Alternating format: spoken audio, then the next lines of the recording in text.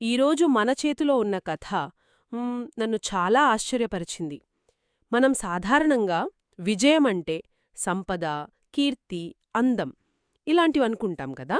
అవును, చాలా వరకు అదే కొలమానం. కాని ఇక్కడ ఒక మహిళ వీటి అన్నిటి శిఖరాగ్రానికి చేరి ఇది కాదు నాకు కావాల్సింది అని చెప్పి అన్నింటినీ వదిలేసింది. ఆమె పేరు అనుపమ. థేరీగాథల నుండి తీసుకోబడిన ఆమె కథ మనకు విజయం, విలువ, స్వేచ్ఛ గురించి ఆ, కొన్ని కొత్త ప్రశ్నలను వేస్తోంది. అవును, ఇది కేవలం ఒక పాత కథ కాదు. ఇది ఒక మానసిక ప్రయాణం.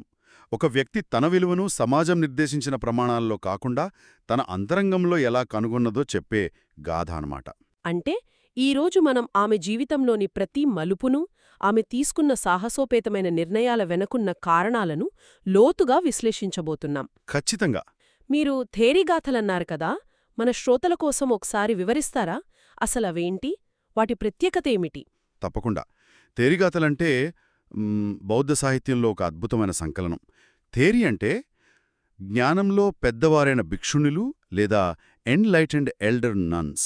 అంటే దాదాపు 2,500 సంవత్సరాల క్రితం జ్ఞానోదయం పొందిన మహిళా సన్యాసులు స్వయంగా చెప్పిన కవితలివి. వారే స్వయంగా చెప్పినవా? అవును. ప్రపంచ సాహిత్యంలోనే మహిళలు తమ ఆధ్యాత్మిక అనుభవాలను, తమ అంతర్గత సంఘర్షణను, తాము పొందిన విముక్తిని ఇంత స్పష్టంగా, శక్తివంతంగా 10 చేసిన మొట్టమొదటి గ్రంథాలలో ఇది ఒకటి. అందుకే ఇది చాలా మూల్యమైనది. ప్రతి గాథ ఒక జీవిత పాఠం. అద్భుతం. అంటే మనమిప్పుడు వినబోయేది అనుపమ స్వయంగా చెప్పుకున్న ఆమె కథలోని భాగాలే. ఆమె జీవితం ఇంతటి సంపద, ప్రలోభలాలతో నిండి ఉంటే అసలు ఆమెకు వాటిని వదిలివేయాలనే ఆలోచన ఎలా వచ్చింటుంది? మంచి ప్రశ్న. బహుశా మనం కథను సాకేత నగరంలోని ఆమె ఇంటి నుండి మొదలుపెట్టాలి. అవును, అక్కడే అసలు పునాది ఉంది. ఆమె పుట్టుక, ఆమె పెంపకం, అవే ఆమె జీవిత గమనాన్ని ముందే నిర్దేశించినట్లు అనిపిస్తుంది. కథ సాకేత నగరంలో మొదలవుతుంది. అనుపమ ఒక ఉన్నతమైన అంటే అత్యంత సంపన్న కుటుంబంలో జన్మించింది. ఆమె తండ్రి పేరు మధ్య, ఆ నగరానికి కోశాధికారి, ట్రెజరర్ అన్నమాట. చాలా పెద్ద పదవి అది. అవును. పుట్టుకతోనే ఆమె అద్భుతమైన సౌందర్యవతి అని, వయసు పెరిగే కొద్దీ ఆమె అందం వర్ణనాతీతంగా మారిందని మన మూలాలు చెబుతున్నాయి. అందుకే ఆమెకు అనుపమ అంటే సాటిలేనిది అని పేరు పెట్టారు. ఇక్కడ మనం ఒక ముఖ్యమైన విషయం గమనించాలి.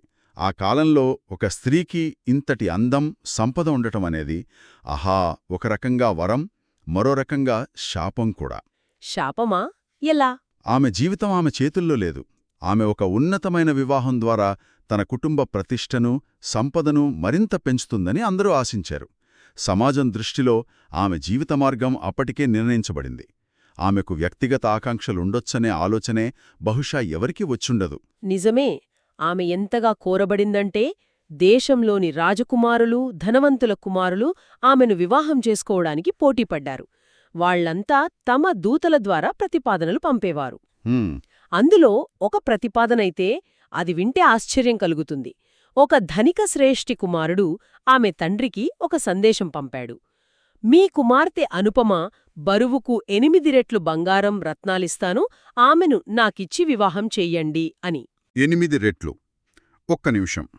మనం దీన్ని ఈరోజు ఆధునిక దృష్టితో చూసి ఆమెను వస్తువులా చూశారు అని తేలిగ్గా అనొచ్చు. కాని చెప్పండి. ఆనాటి సమాజంలో ఇది అవమానకరమైన ప్రతిపాదనగా కాకుండా ఆమె కుటుంబానికి దక్కిన అరుదైన గౌరవంగా చూసుంటారు కదా.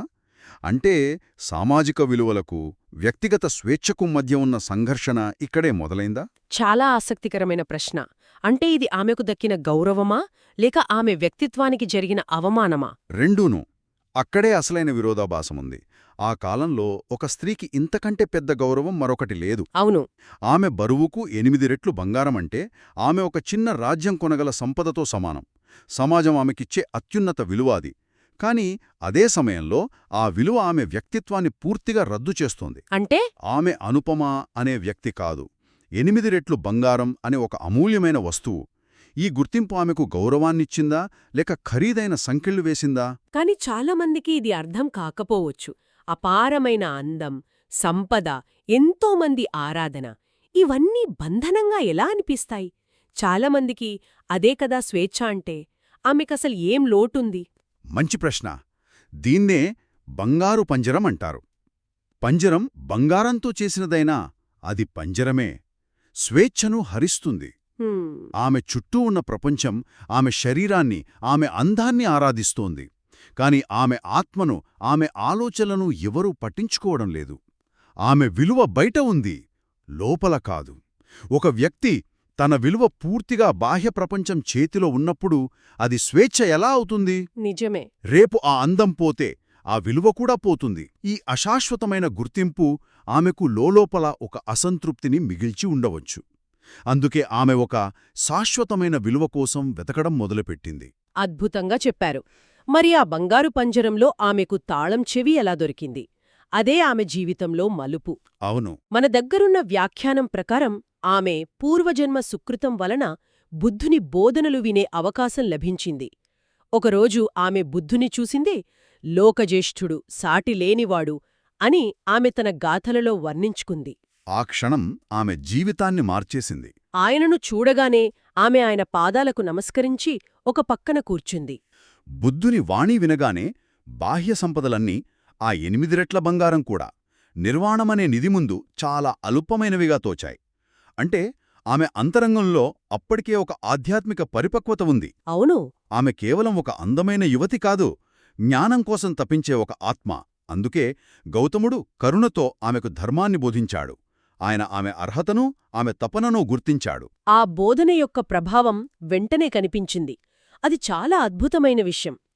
ఆమె ఆ ఆసనంపై కూర్చుని ఉండగానే ధర్మోపదేశం వింటూనే 3వ ఫలం అంటే అనాగామి ఫలం పొందింది. అనాగామి ఫలం అంటే ఇంకా గృహిణిగా ఉంటూనే ఒక ఉన్నతమైన ఆధ్యాత్మిక స్థితికి చేరుకుంది. ఇది చాలా అసాధారణమైన విషయం.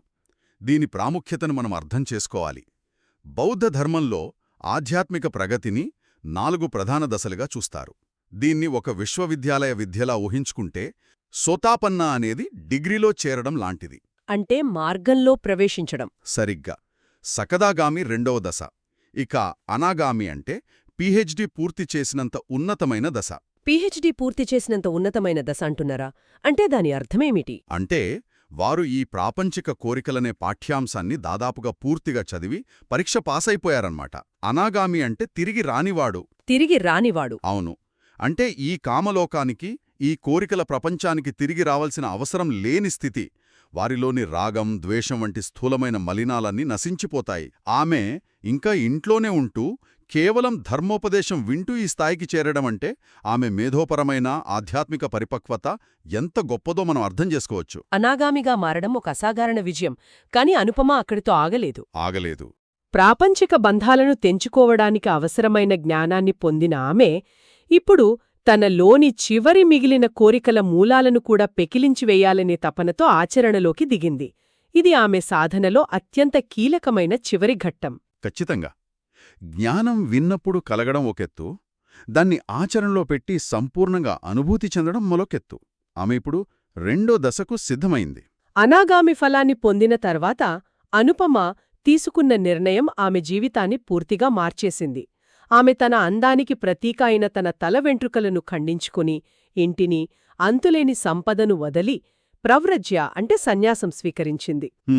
ఆమె ఇకపై కోశాధికారి మధ్య కుమార్తె కాదు, 8 రెట్లు బంగారం విలువ చేసే వస్తువు కాదు, కేవలం ఒక భిక్షుని. ఈ పరిత్యాగాన్ని మనం లోతుగా అర్థం చేసుకోవాలి.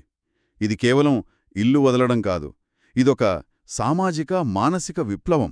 ఎలా? తన గుర్తింపుకు చిహ్నమైన సౌందర్యాన్ని, తన విలువను నిర్వచించిన సంపదను, తన భవిష్యత్తును నిర్దేశించిన సామాజిక హోదాను అన్నింటినీ త్యజించడం. సమాజం ఆమెకిచ్చిన ప్రతి బిరుదును ఆమె వదిలేసింది. ఇది సంపూర్ణమైన పరిత్యాగం. అంటే తన విలువ తన శరీరంలో లేదని ఆమె ప్రపంచానికి చాటి చెప్పింది. సరిగ్గా. 8 రెట్లు బంగారం కంటే విలువైనదిగా భావించబడిన శరీరంపై ఆమెకు ఎటువంటి మమకారం లేదని ఇది చూపిస్తుంది. ఆ తర్వాత ఆమె సాధన మరింత తీవ్రంగా సాగింది. మనకు లభించిన గాథల ప్రకారం ఆమె సన్యాసం స్వీకరించిన 7వ రోజు రాత్రికి తనలోని మిగిలిన అన్ని ఆసక్తులను, తృష్ణను అంటే కోరికలను సమూలంగా నాశనం చేసుకుని అరహంత్గా అంటే పరిపూర్ణ జ్ఞానిగా మారింది. కేవలం 7 రోజులలో. అవును. ఆధ్యాత్మిక విశ్వవిద్యాలయంలో 4వ మరియు అత్యున్నత ఫలాన్ని ఆమె కేవలం 7 రోజులలో సాధించింది. అసలిది ఎలా సాధ్యం? పైకి చూస్తే ఇది 7 రోజుల అద్భుతంలా కనిపిస్తుంది. కానీ ఈ 7 రోజుల ప్రయాణం వెనుక ఆమె పూర్వజన్మల సాధన దాగి ఉందని మనం అర్థం చేసుకోవాలి. ఒక ఎండిన అడవికి ఒక చిన్న నిప్పురవ్వ చాలు మొత్తం అడవిని దహించివేయడానికి. అలాగే ఎన్నో జన్మలుగా ఆమె తనను తాను సిద్ధం చేసుకుంది. బుద్ధుని బోధనలు ఆ నిప్పురవ్వలా పనిచేసి ఆమెలో అప్పటికే ఉన్న జ్ఞానాన్ని ప్రజ్వలింపజేశాయి. అందుకే ఇంత తక్కువ సమయంలో ఆమె అత్యున్నత లక్ష్యాన్ని చేరుకోగలిగింది. ఆమె తన గాథలలో ఈ ప్రయాణాన్ని స్వయంగా వివరించింది. ఇది 7వ రోజు, నా తృష్ణ ఎండిపోయింది అని ఆమె చెప్పిన మాటలు ఆమె సాధించిన సంపూర్ణ స్వేచ్ఛకు నిదర్శనం. ఆ తృష్ణ ఎండిపోవడమనే మాటలో ఎంత లోతైన అర్థముందో వివరిస్తారా? తప్పకుండా. తృష్ణ ఎండిపోయింది. My thirst is dried up. ఇది ఒక శక్తివంతమైన రూపకం. తృష్ణ అంటే కోరిక, కాని ఇది సాధారణ కోరిక కాదు. మరి ఇది అస్తిత్వానికి మూలమైన, నిరంతరం మనల్ని ముందుకు నడిపించే, ఎప్పుడూ తీరని దాహంలాంటిది. కొత్త వస్తువులు కావాలి, కొత్త అనుభవాలు కావాలి, గుర్తింపు కావాలి, ప్రేమ కావాలి. ఈ దాహం ఎప్పటికీ తీరదు. నిజమే, ఒకటి దొరికితే మరొకటి కావాలనిపిస్తుంది. అవును. అర్హంత్ స్థితిలో ఈ దాహం సమూలంగా అంటే వేర్లతో సహా నశించిపోతుంది. ఇక కొత్త కోలికలు పుట్టవు. అది సంపూర్ణమైన సంతృప్తి, శాంతి. అందుకే అది విముక్తి. ఆమె ఆ దాహం నుండి శాశ్వతంగా బయటపడింది. ఆమె గాథలలో తన పూర్వ జీవితాన్ని కూడా గుర్తుచేసుకుంటుంది. నేను ఉన్నత కులంలో పుట్టాను, ధనవంతుల మధ్య పెరిగాను అని మొదలుపెట్టి, రాజకుమారులు నన్ను కోరారు అని చెప్పి, ఆ తర్వాత బుద్ధుని దర్శనం, ధర్మశ్రవణం, సన్యాసం మరియు చివరికి జ్ఞానోదయం గురించి వివరిస్తుంది. ఒక సంపూర్ణ వృత్తం లాంటిది అది. అవును, ఎక్కడ మొదలైందో, ఎక్కడికి చేరిందో స్పష్టంగా చూపిస్తోంది. వాస్తవానికి ఆమె తన కథను చెప్పడం ద్వారా ఇతరులకు స్ఫూర్తినిస్తోంది. ప్రాపంచిక సుఖాల అశాశ్వతత్వాన్ని, ధర్మమార్గం యొక్క గొప్పతనాన్ని ఆమె జీవితమే ఒక ఉదాహరణగా నిలుస్తుంది. అందం, సంపద శాశ్వతం కాదని. అవును. అసలైన ఆనందం, అసలైన విలువ అంతర్గత శాంతిలోనే ఉన్నాయని ఆమె తన అనుభవం ద్వారా చాటి చెప్పింది. ఆమె కథ ఒక సందేశం. అనుపమ కథను ముగించే ముందు ఒక్కసారి ఆలోచిద్దాం. ఒకవైపు ఆమె బరువుకు 8 రెట్లు బంగారం, మరోవైపు అన్ని బంధనాలను తెంచుకున్న సన్యాసం. ఎంత తేడా! ప్రాపంచిక విలువలకు ప్రతీకగా నిలిచిన ఆమె అంతిమంగా ఆ విలువలకు అతీతమైన, శాశ్వతమైన జ్ఞానాన్ని ఎంచుకుంది. తన విలువను బంగారం తూకంలో కాకుండా విముక్తిలో వెతుక్కుంది. అవును. ఇది మనందర్నీ ఆలోచింపజేసే ఒక ప్రశ్నను మిగిల్చి వెళ్తుంది. ఈ ఆధునిక ప్రపంచంలో మనం నిరంతరం మన వ్యక్తిగత బ్రాండును నిర్మించుకోవడానికి ప్రయత్నిస్తున్నాం. నిజమే. సోషల్ మీడియాలో లైకులు, ఫాలోవర్లు, మన బ్యాంక్ బ్యాలెన్స్, మన హోదా, వీటితోనే మన విలువను నిర్వచిస్తున్నాం. అనుపమ కథ మనల్ని ఒక భయంకరమైన ప్రశ్న అడుగుతుంది. ఏమిటది?